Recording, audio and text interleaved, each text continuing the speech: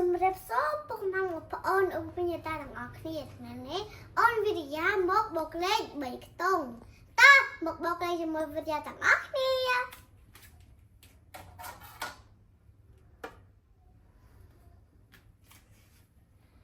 ថ្ងៃសុក្រទី13ខែមិថុនាឆ្នាំ2025បូកលេខ3ខ្ទង់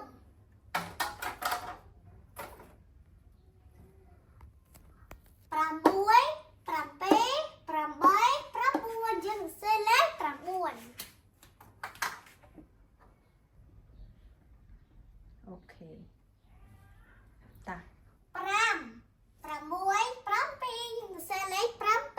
អូខេ good job ចម្លើយវាស្មើ7 4 5យើងសរសេរលេខ5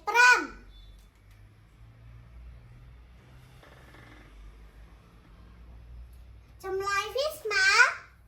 579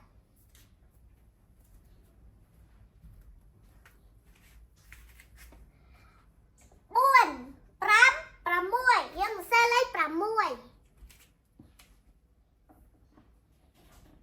ចម្លើយវាស្មើ6 7 8 9យើងសរសេរលេខ9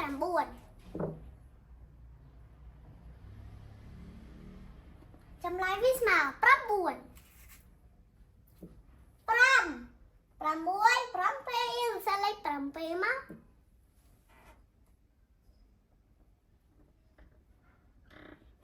ចម្លើយវាស្មើ796 ចឹងយើងសរសេរលេខ9មក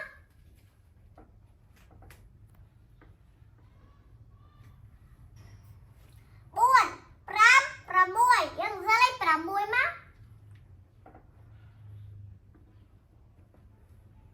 ចម្លើយវាស្មើ6 3 4យើងសរសេរលេខ4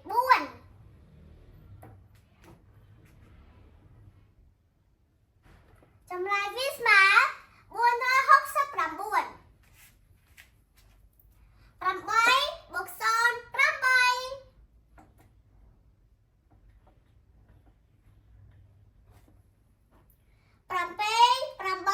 8 យើងសរសេរលេខ9 6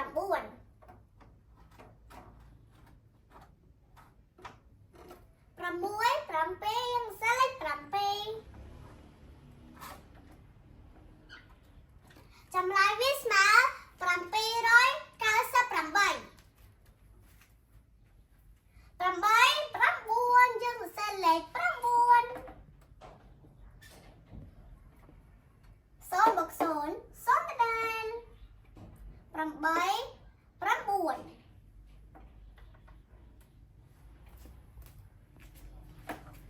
2 បូក1 3 1 បូក0 1 8 បូក1 8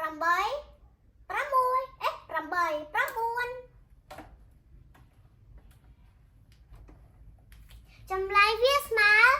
913 0 បូក9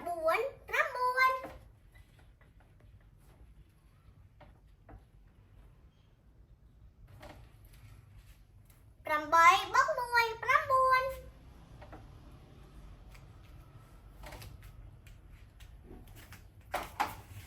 ចាអរគុណពុកម៉ែបងប្អូនដែលបានទស្សនាវីដេអូរបស់វិរិយាបាយបាយ